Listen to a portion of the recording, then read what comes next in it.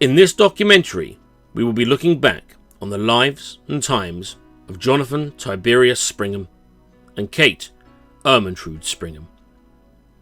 On the celebration of their second wedding anniversary, we will be looking back at their lives through the eyes of some of their closest friends and dearest family members, as well as giving you, the viewer, a more in-depth look at the inner workings of this beautiful relationship. From a humble background, Jonathan was raised as a miner's son. His father sent him to boxing classes, but the sport wasn't for him. In the very same building, he happened upon a ballet class run by Julie Walters, and falls in love with dancing. Sadly for John, in late 80s County Durham, a boy dancing ballet was frowned upon, and his father forbid it. But like the defiant hero he is, John continued to dance in secret. Julie arranged an audition for John at the Royal London Ballet School, but due to a minor skirmish in which his brother was arrested, John did not make the audition. Julie, outraged, confronted John's father, who is worried his son would be branded a puth. Can we say puth? It's 2019. It's in the script. Okay, I've got to say puth. And he told her his son would never be a professional ballet dancer. Shortly after the altercation, John's dad caught a glimpse of his son dancing in the gym and realised he was truly gifted, and declared he would do whatever it takes to fulfil his son's dreams. Even though John's father was on strike from the mines at the time, he was determined to raise the money to send John to his audition. With the help of the mining community and neighbours, John finally got to London to audition at the Royal Ballet School. A fit of rage, causing John to punch another boy in the face, almost cost him his spot at the school.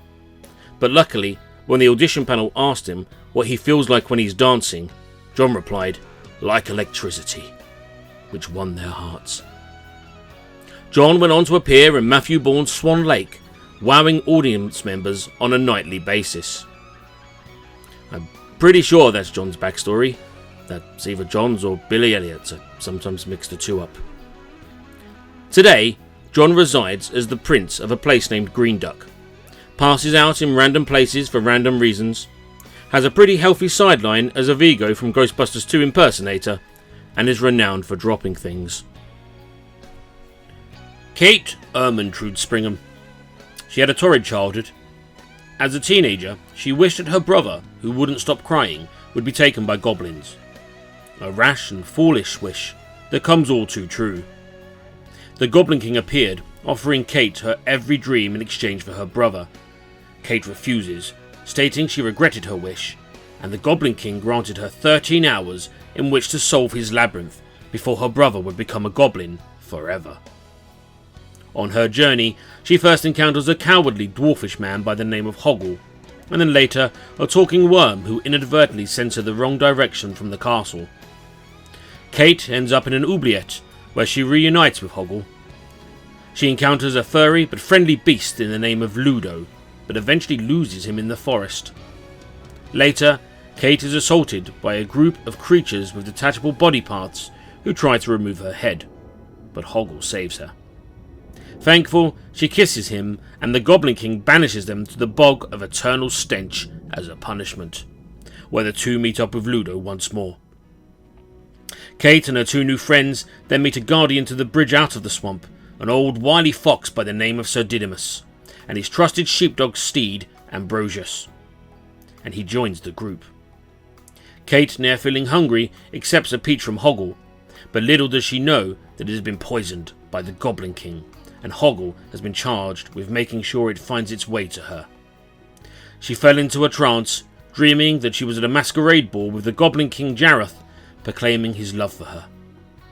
She escapes the trance, but as if things couldn't get any worse, she finds herself in a junkyard, where a pots and pans lady tries to brainwash her into forgetting her brother.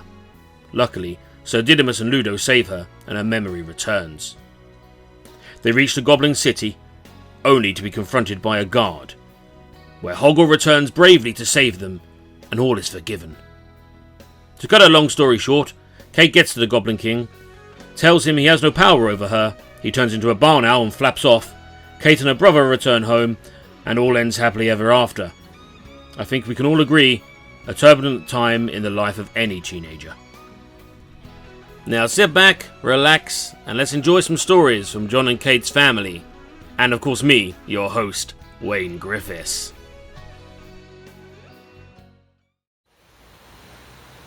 So, Penny, tell me, when Jon was young, did you ever picture him getting married? Well, that's a difficult one. He used to tuck it away and say, "Can you call me Mrs. Gigglesworth?"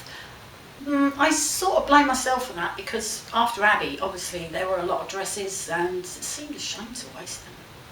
So we know Jon's a big animal lover. Have you got any stories about that sort of thing from his past? Well, he hasn't always been. There was a time I had a big aviary and he was He-Man when he was a little boy. He had the sword and everything, and he was in the aviary and he said, "By the power of Grayskull," and he waved his sword at the very minute a zebra finch decided to take off and stone dead. Okay, Jason, so have you got any funny stories from Kate's teenage years? Well, it's funny you ask, Wayne. Yes, I have. I do remember one story in particular where Kate was trying to get on a charity abseil. You had to have experience to do this abseil, but she decided to tell them that she could abseil and subsequently threw herself off the top of the EDP building in Norwich. So well done, Kate. Flagged that one. So Emma, on the occasion that you checked Kate's phone without her knowing, what was it that you discovered? Well, sorry about this, sis, but you won't ever remember this, but there was one time I came down into my living room, your phone was on the side. I don't normally check people's phones. However, this one time it was unlocked. Again, sorry. What did I discover? A night out. I think it was probably with Claire that you've been on. And what did you do that night? Shouted at a police officer, for smoking weed, I think, and telling him to move off. Sorry, sis. On the outside, Jonathan Tiberius Springham seems to be a loving, caring, thoughtful father, husband and friend. But there is a much darker side to the man. When purchasing his house a couple of years ago, he insisted on the deal including an extra small plot of land to host his very own amusement park named Death Pit Funland.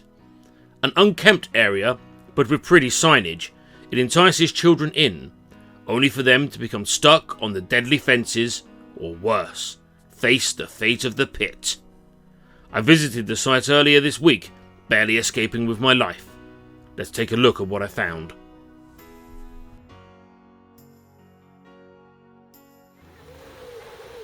Ladies and gentlemen, here we are at Death Pit Funland. The following scenes are not suitable for all viewers. If you are of a nervous disposition, it's best you turn away now. These poor children have been here for some time. This is a testament to the monster that Jonathan has become. Please, Mr. Jonathan, please let us off. Please, Mr. Jonathan, I'm so hungry. Please, Mr. Jonathan, I'm really cold. This monster has to be stopped. Mr. Jonathan, there's so many wasps. I'm so scared. Mr. Jonathan, it's so dark here. I need a nightlight. Oh no, I think I see Martin coming. This is getting ridiculous. I'm having to feed my child through a hole in the fence with a straw. I think we can all agree, harrowing scenes indeed. But let's get back to some more light-hearted stuff. This is a wedding anniversary celebration after all. Let's hear from some more family members. Okay, Nick, so tell us, how are you related to Jon? Well, we're cousins, in case you can tell. Except I'm really, really good looking and got more hair as well. And did you ever think Jonathan would get married? Hell no. One time down by the lake when we were kids, him and cousin Jimmy were playing poo sticks. You know that game where you race sticks down a river to a set point? Yeah, Jon was playing a completely different kind of game. So Louise, can you tell us about any advice that your Auntie Kate's ever given you? So the only piece of advice I can think of is that as a child Kate told me to only settle for A hunky guy who treats you like a princess and is an absolute 10 out of 10. But somehow I've managed to be stuck with Don. So why do you think Jon and Kate work so well together? Well, I've had a good think about this, Wayne, and I think it might have something to do with, well, when Kate was younger, she had a couple of summer jobs, both dressed up. One was Boss the Tiger and one was Willie the Bear. And I think Jon might have seen these, and we all know Jon likes to dress up as an Ewok, so maybe he thought they'd be the perfect match. Come on, May, we've got to do this thing for Kate and Jon's anniversary. The only reason why I'm doing this is because that Wayne bloke said he'd give me a tenner. Besides, they always get me rubbish birthday and Christmas presents. Come on, May, just get it done. Fine. Happy anniversary, Kate and Jon. Hope you have a great day. Love you.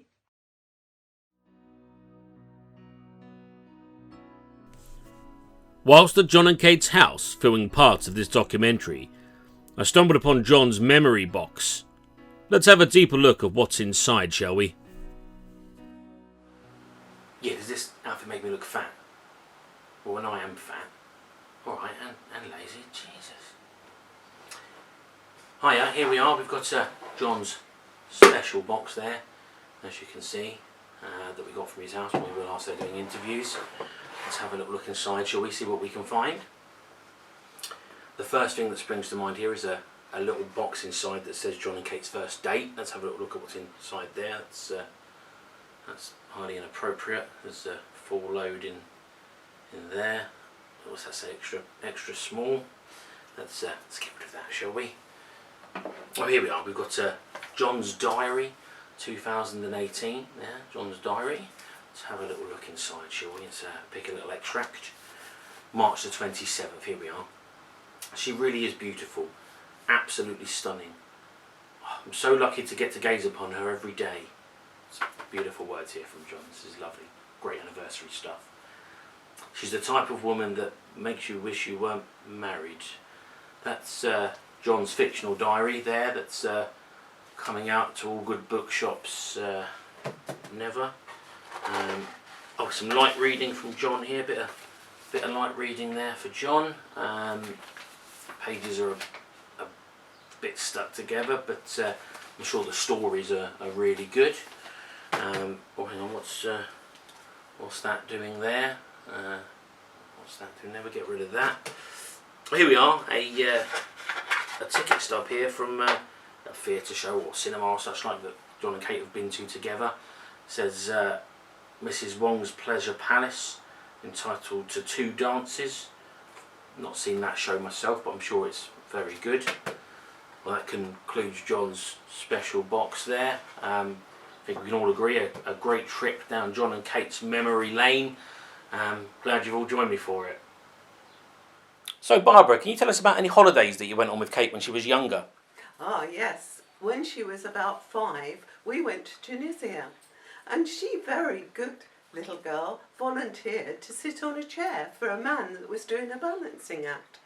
What she doesn't remember is that she thought it was one chair, but he just kept putting her on top of one chair upon another. And boy, was she really good that day, but that was so funny. So tell us about your earliest childhood memory of Jon. Well, when we were kids, or well, when I was about 10, we were wrestling, and Jon threw me into a sofa, and I landed on my back and hit myself in the eyes with both my knees. I got 2 black eyes and a bloody nose. Yeah, I still have blurry vision now. Thanks, Jon. So do you think Jonathan's a good dad? Well, he's definitely a better dad than he's a go-kart racing driver, but it's not really saying a lot. And is there anything you'd like to say to Jonathan and Kate on their second wedding anniversary? Happy second wedding anniversary. Love you guys. Is there anything else you'd like to say to Jon and Kate? Well, first of all, I'd like to say sorry for this. I was forced into it. Really, I was forced into it. I suppose I've got a bit of a grudge, so I'm paying you back for making me miss the last episode of Blake 7. You remember that. I know you remember that. But most of all, happy anniversary, second anniversary, and I wish you many, many more. I love you all. Bye. Happy second anniversary! So all that's really left to say is Jon and Kate, happy second wedding anniversary. I love you guys. I hope you've taken this documentary in the spirit that it's meant to be taken. And you know, I hope Jon's not going to be leaving you on your wedding anniversary to go off on a works do punting or such like. I'm sure he won't. He's a great guy. Sorry there's no celebrity video messages this year. They're getting harder and harder to get, so we've done this instead. It's been just as much effort but just as much fun. So happy second wedding anniversary, guys. Remember, the best man's for life, not just for bar mitzvahs. Now, of course, not every shot of this video went perfectly, so why don't we sit back and enjoy a few outtakes. Happy second anniversary! Oh, we went to Tunisia and Kate, very... It's alright, no, we go again. No. We're going to move a cabinet, or take a cabinet for Emma, and fucked it. Mr. Jonathan, it's so dark here. I need a nightlight. I don't really know. Mr. Jonathan, there's so many wasps. I'm so scared. I don't even... sorry. Amazing. Right, we're good. We're good. So, Jason, have you got any funny stories from Kate's teenage years? No. He's a dick, isn't he? Jason nearly ruined the entire surprise of this video because he put in the family group chat, what time are we getting to Mum's tonight? And Kate hadn't been invited because obviously we were filming. The excuse he gave was that they were picking up a cabinet from there for Emma. Now, in the interest of Kate not finding out, we've had to move some furniture from Kate's mum's house. So there's probably one less cabinet next time you go there, Kate. Sorry. Are you ready? Yeah. You ready, Wayne? Are you filming? I'm filming, Jason. Yeah. Okay. Oh, now he's packing up. Should we get the unit and lose? Yeah, let's let's hang on. I think we better take the books out I first. think we should. Yeah, that'd be a good idea. There you go.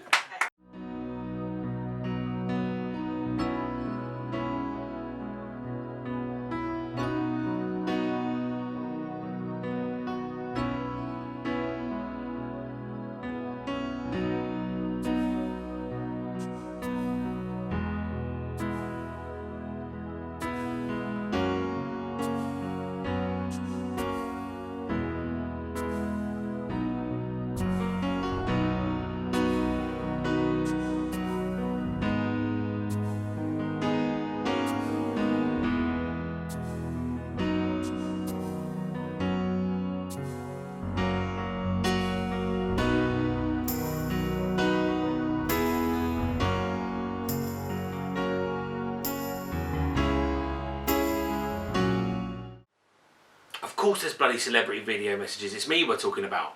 Roll 'em.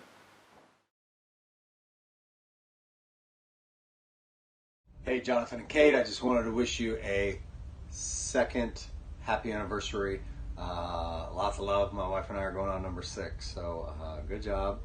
And who knows, maybe we'll get a Buffy reunion one of these days. Okay, lots of love.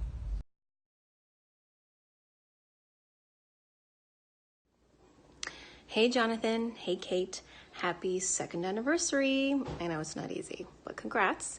And I wish you a future full of love, honesty, great communication, and above all health. So, here's to many more.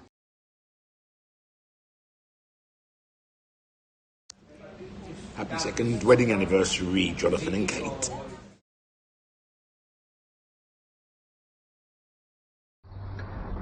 Hello to Jonathan and Kate. I wanted to wish you a very happy anniversary. Here's your first year together as a married couple. Congratulations. I wish you many more and all the success in the world for you both and for whatever you plan to do. Congratulations again.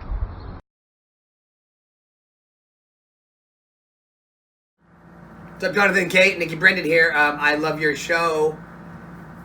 Jonathan and Kate plus 8, man. I didn't think you'd have 8 kids this quickly, but you know, shit. Wow. You know, when last time I talked to you, Jonathan, I said that I assumed that we would not be getting together anymore. You proved me wrong on that. You should let Kate know. Happy almost second anniversary, or happy late first anniversary. Early second, late first. You choose. You choose. But congratulations, you crazy kids. So, Kate, I guess this means we're not going to hook up anymore. We'll find out.